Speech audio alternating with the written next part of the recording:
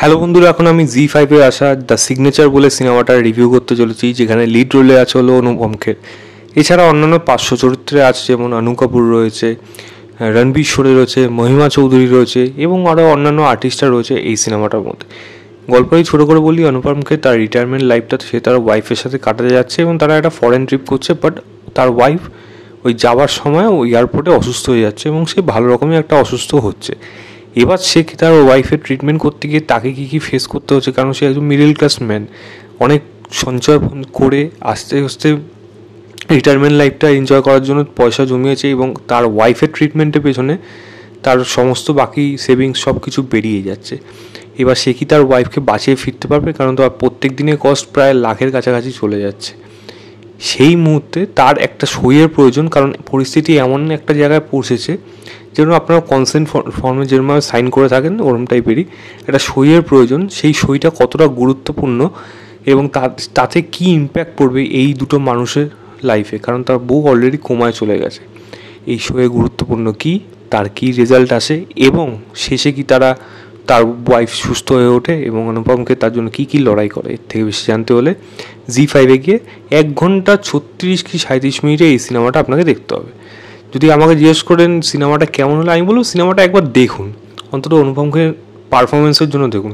সিনেমার মধ্যে খামতি আছে, যেমন সিনেমার মধ্যে এমন অনেক মুহূর্ত আছে বা এমন অনেক ডিটেলিং আছে বা ক্যারেক্টার ডেভেলপমেন্টের প্রয়োজন ছিল, পাস্ট কিছু মোমেন্টের প্রয়োজন ছিল, যেগুলো এই সিনেমার মধ্যে নেই। সেখান থেকে সম্পূর্ণভাবে আলাদা। সিনেমাটা তার জন্য ছোটও হয়ে গেছে। এই সিনেমাটা যদি আর একটু বড়ো করা হতো তাহলেও ভালো হতো। তবে এই জিনিসগুলো কিছু জিনিস আছে যেগুলো সিনেমাটার মধ্যে দিয়ে আমার মনে হয় একটু ইম্যাচিওরভাবে করা হয়েছে, বা বলা যায় একটু তাড়াহুড়ো করে সিনেমাটাকে শেষ করে দেওয়া হয়েছে।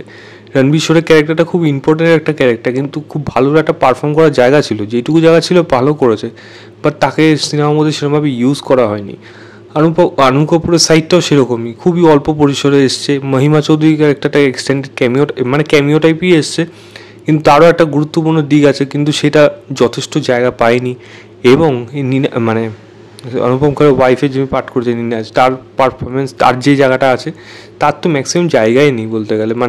তার যে মুহূর্তগুলো বা সে কী প্ল্যান করেছে তার হাজব্যান্ডের জন্য, সেই সমস্ত জিনিসগুলো সব জাস্ট কথার মধ্যে দিয়ে বলে দেওয়া হয়েছে।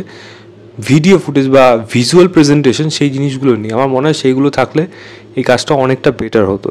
তবে সিনেমার মধ্যে প্রধান মুখ্য যে ভালো জিনিস সেটা হলো অনুপম খেরের পারফরমেন্স। সেটা হলো অসাধারণ পারফরমেন্স, চোখে জল এনে দেবে এবং লাস্টে যে বউকে জড়িয়ে ধরে কাঁদবে না, ওই জায়গাটা রীতিমতো ফিল করতে পারবেন, স্তম্ভ হয়ে যাবেন, হাঁ করে তাকিয়ে থাকবেন শুধু কী পাঠ করে গেছে ওই জায়গায়।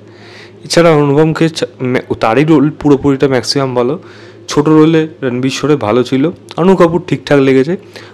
মহিমা চৌধুরীর কথা বলি, তাহলে মহিমা চৌধুরী প্রথম দিকে যতটা না নর্মাল লাগছিল, তারপরের দিকে একটা ঘটনা আছে, সেই ঘটনার থেকে মহিমা চৌধুরীর পারফরমেন্স ভালো, যে খুবই অল্প সময়ের জন্য রয়েছে, এবং লাস্ট মুহূর্তটা মহিমা চৌধুরীর যে জায়গাটা আছে সেখানে এক্সপ্রেশনটা সেটা কিন্তু ভালো ছিল। বা অনুপম খেরের ছেলের চরিত্রে যে ছেলেটি অভিনয় করেছে তার পারফরমেন্স আমার খুব একটা ভালো লাগেনি। ছেলে বউয়ের চরিত্রে স্নেহাকে দেখতে পাবেন আপনারা, তবে স্নেহাকে দেখতে খুব মিষ্টি লেগেছে। তার মিষ্টি ব্যাপারটা রয়েছে, একটা ভালো হাউস ওয়াইফ হিসাবে। তবে তার বেশি স্কোপ তাকে দেওয়া হয়নি যে সে কিছু ওখানে পারফর্ম করবে। তারও হয়তো একটা ইম্পর্টেন্স ছিল গল্পের মধ্যে, কিন্তু সেই ক্যারেক্টারগুলো ভালোভাবে লেখা না হওয়াতে তারা হয়তো সেরকম জায়গা পায়নি। এবং যদি গান বলি, গান আমার ঠিকঠাক লেগেছে, গান পরিস্থিতি অনুযায়ী বেশ ঠিকঠাক রয়েছে, ব্যাকগ্রাউন্ড মিউজিকও ঠিকঠাক লেগেছে।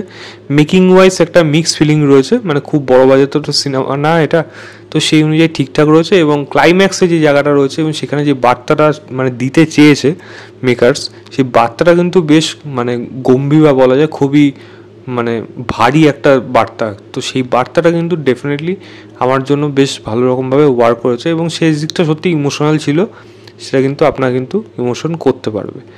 তো আমি বলবো এই সিনেমাটাই একবার দেখুন, একবার সুযোগ দিন। আমি বলবো এই সিনেমাটা একটা ভালোই সিনেমা, দুর্ধর্ষ সিনেমা হতে পারতো। পারফরমেন্স দারুণ আছে বলে সিনেমাটা অনেকটা টেনে দিয়েছে রাদার গল্পের লেভেলের থেকে।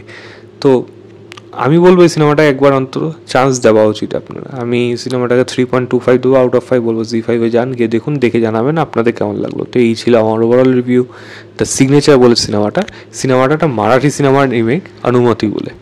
ভিডিওটা ভালো লাগলে লাইক শেয়ার, চ্যানেলটাকে অবশ্যই সাবস্ক্রাইব করে দেবেন। বাই।